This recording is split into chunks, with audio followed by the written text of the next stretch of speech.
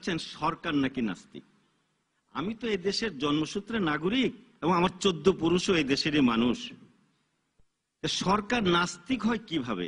আমি যেমন ইসলামী ফাউন্ডেশনের মহাপরিচালক। ভুল করেছেন, আমি বলেছি যে আলেম সমাজ আজকের সমাবেশে ঘোষণা করেছে যে এটা নাস্তিকের সরকার। আমি সরাসরি বলিনি।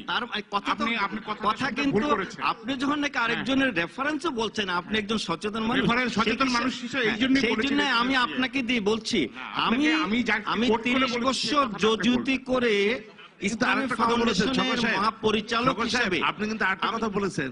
তারপরে সে বলছি এখানে প্রশ্নটা হলো, দেখুন আমার ইসলামী ফাউন্ডেশন একটা প্রতিষ্ঠান যেটা জাতির জনক বঙ্গবন্ধু করে গিয়েছেন এবং ইসলামের প্রচার প্রসারের জন্য, এবং ওনার এই 3.5 বছর কর্মময় জীবনে দেখা গেছে যে তাবলিগ জামাতের জন্য টঙ্গীর জায়গাটাকে উনি অনুমোদন করে গিয়েছেন। তিনি আইন করে মদ জুয়া হাউজিংকে নিষিদ্ধ করেছেন। রেডিও টেলিভিশনে কোরআন শরীফ তেলাওয়াত দেওয়া শুরু করার জন্য উনি নির্দেশ দিয়েছেন এবং সেভাবে বাস্তবায়িত হয়ে আসছে। মাদ্রাসা আলিয়া মাদ্রাসাকে পুনর্গঠন করেছেন বোর্ডের মাধ্যমে। তাছাড়া আপনি যদি এগুলো উত্তর দেন একটু প্লিজ। আমার কাছে একটা বিষয় একটু খটকা লাগছে। আজকে আমাদের গোল টেবিলের আলোচনার শিরোনাম কি? যে রাজনীতি কি ফায়দা হাসিলের স্বার্থে, আরেকটা কি না জনগণের জন্য, জনগণের স্বার্থে। আমার মনে হয় আমাদের এই ধরনের আলোচনায় কোন প্রজাতন্ত্রের কর্মচারী কিন্তু অংশ নিতে পারেন না। ইসলামী ফাউন্ডেশনের ডিজি কিন্তু প্রজাতন্ত্রের একজন কর্মচারী। আপনি রাজনৈতিক বিষয়ে টকশোতে কিন্তু সরকারি কর্মচারীদের অংশগ্রহণ কিন্তু এটা কিন্তু সাংবিধানিক ভাবে, বা আমি বলবো যে আরটিভির বিচারেও কিন্তু এটা অনৈতিক কাজ। আমি আমার কথাটা আমি বলে নেই, আমি আপনার কোন ব্যক্তি মতের কথা বলছি না। আপনি একজন সরকারের একজন ঊর্ধ্বতন কর্মকর্তা, আপনার কিন্তু কোন রাজনৈতিক বিতর্কে বা টকশোতে বা প্রকাশ্য মতামত দেওয়া আপনার আইনের লঙ্ঘন। কিন্তু সরকারি কর্মচারীর নির্দেশিকা বা সেক্রেটারিয়েট ইনস্ট্রাকশন এটা লঙ্ঘন। দ্বিতীয়ত আপনি কোন যদি মন্ত্রী মর্যাদা হয়ে থাকেন আমার কোনো আপত্তি নেই, কিন্তু আপনি মন্ত্রী মর্যাদার না।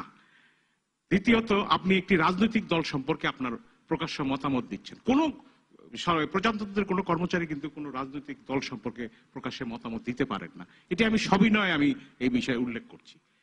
দ্বিতীয়ত যে শাহবাগ থেকে কোন সাংবিধানিক দায়িত্ব পালনরত অবস্থায় কোন রাজনৈতিক পক্ষ অবলম্বন করা সংবিধান বিরোধী, সেদিক থেকে বলেছেন। এবং আপনি যে কথাটা বলেছেন সেটা আমি আপনার সাথে একমত।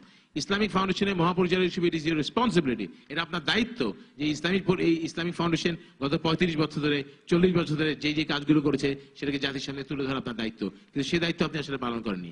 আপনি শুধুমাত্র একটি দলের ইসলাম পক্ষের সম্পর্কে যে কাজগুলো ইসলামিক ফাউন্ডেশন করেছে শুধুমাত্র সেই বক্তব্যগুলো তুলে ধরেছেন। আপনার কথা মনে হচ্ছে জিয়া রহমান সাহেব ইসলাম নিয়ে কিচ্ছু করেন নাই, বেগম খালেদা জিয়া ইসলাম নিয়ে কিচ্ছু করেন নাই, আসলে এরশাদ সাহেব করেন নাই।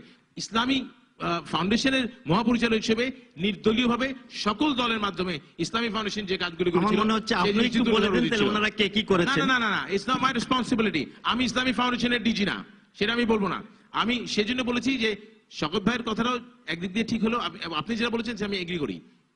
ইসলামী ফাউন্ডেশনের ডিজি হিসেবে আপনি অবশ্যই আপনার বক্তব্য ব্যাখ্যা করতে পারেন, কিন্তু যখন আপনি ব্যাখ্যাটা করবেন আপনারটা দলীয় বক্তব্য না হয়ে ইন জেনারেল 35 বছর ইতিহাস আপনার তুলে ধরা উচিত ছিল। আমি আমার বক্তব্যের সময়